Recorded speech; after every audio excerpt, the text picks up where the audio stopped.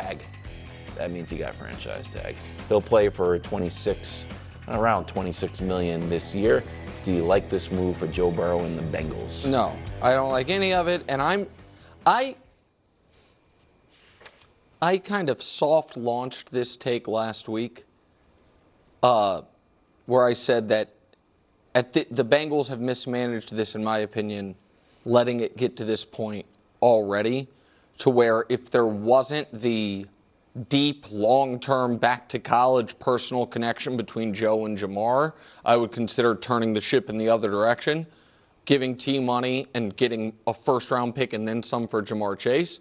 But I didn't think that was doable because Joe and Jamar are so tight.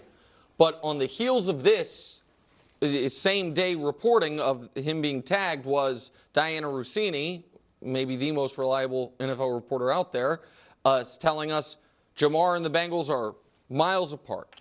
I don't think you can have both of these players at a combined, I don't even pay two receivers a combined $65 million. And that's what we're looking at.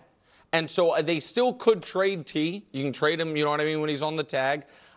And if you also saw today, they released Kappa, their guard. There was a report they might be trying to release Sam Hubbard. Guys, we saw what the Bengals look like with Burrow playing at MVP level. Yeah. Higgins awesome, Chase awesome. They're not good enough. And so I don't trust the franchise. I don't know why they do this thing where they draft good players, they play well, and then they're like, okay, your rookie contract has come to its conclusion. We wish you good luck in your future endeavors, but it's what they've done repeatedly. And so, no, I don't like it in any way, shape, or form, and I wonder if there's another move coming because I just can't see them, Coach, paying Jamar $40 million or $40 million a year and Tee Higgins 1 year, $26 million. Yeah, I don't know why you wouldn't do this at this point because with Jamar, he's on his fifth-year option, so you have time to negotiate with him. And even if you're far apart, it's not like he can go anywhere else, so there's no pressure there. With Hendrickson, it's the same thing. He has another year on his contract, so you may be trying to work on a deal with him, but he can't go anywhere else either. The only person that could go anywhere was Tee Higgins. So by franchising him, now you have the option to see where those other deals come out, potentially negotiate with T to see whether you can get a longer-term deal, if that makes any sense, or you have the ability to trade him down the line, which you get value as an organization. Why would you let a guy walk free when you now have him for this number? And if he plays, okay, it's a one-year deal, and you're not stuck with a bunch of dead money, or you're not stuck with a long-term deal. And if you decide to move on him, you're going to get some real capital, maybe from Wilds, Patriots, or whoever, where you trade him and you get something back for the player. That makes sense too.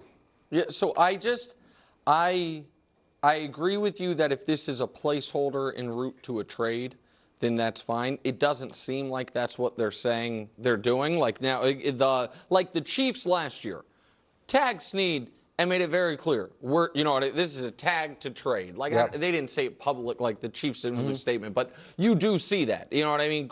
Somewhat often. It doesn't seem like this is it.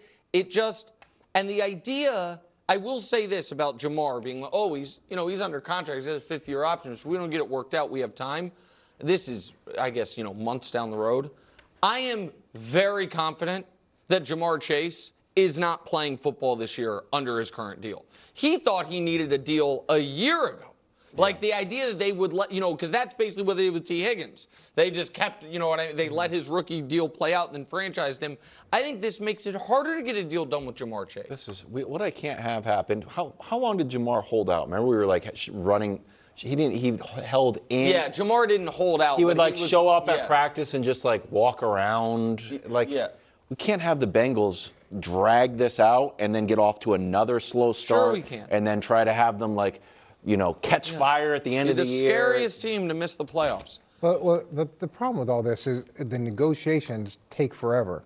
And the agent will come back and he'll make a proposal, and then the team will make a proposal, and then they've got to sit for 4 weeks and think about, I don't know what the holdup is. It used to be so frustrating as a head coach because you're going to get to a place where you both agree, but it ends up taking so much longer than it should. I don't know that the Bengals are going to get to that place.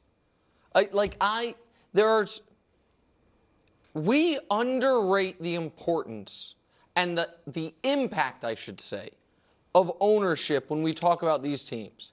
And this is not a value judge. I guess it's a little bit of value judgment, but it's not. It's supposed to be as caustic as it maybe sounds when I set it up like that. But Mike Brown just has a way of doing business that he believes is how we are going to do business. We're not, as you pointed out the other day, they have no dead money because they don't cut players for the contract's over. Burrow's the only guy they've guaranteed money past year one. It's just how the Cincinnati Bengals do business. And that makes me, and now that they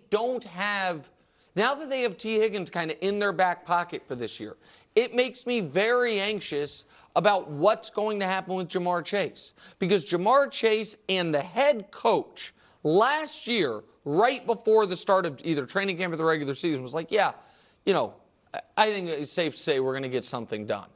And then they didn't.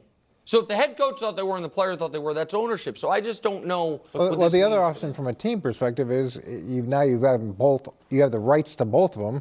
You could potentially move on from Ja'Marr if that's what you wanted to do. That would be a disaster. Well, it could be, but everything shifts back to now the team having leverage. The player has the leverage of sitting out, but the team has the leverage of the player can't go to the market and see what the market bears, so they're not negotiating against someone else. Yeah, but we know what the market bears for Ja'Marr Chase. We do, and the downside of letting it sit is as new contracts come in, the market's continually being reset. A little more than Justin Jefferson.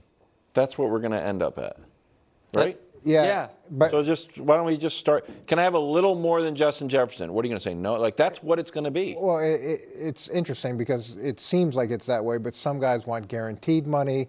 Some guys want upfront money. Like there's different ways that guys want their money. I agree with that, but 95% of the negotiation is here's Justin Jefferson's average annual salary, total value, true guarantees, and total guarantees. Add 10% to every single dollar there and change the year from 2024 to 2025 and go. Maybe a half hour. Yeah, I know you're right that it's different things, and the upfront money sometimes scares owners because they got to write that check early. They want to space it out where they get X amount of millions of dollars here. Those are the type of negotiations. It seems might become an agent. I could do this very quickly. It seems simple, but each guy and each agent has a something that's really important to them, and what was important to one guy is not as important to the other guy, and you got to find out what works for both sides. It's painful.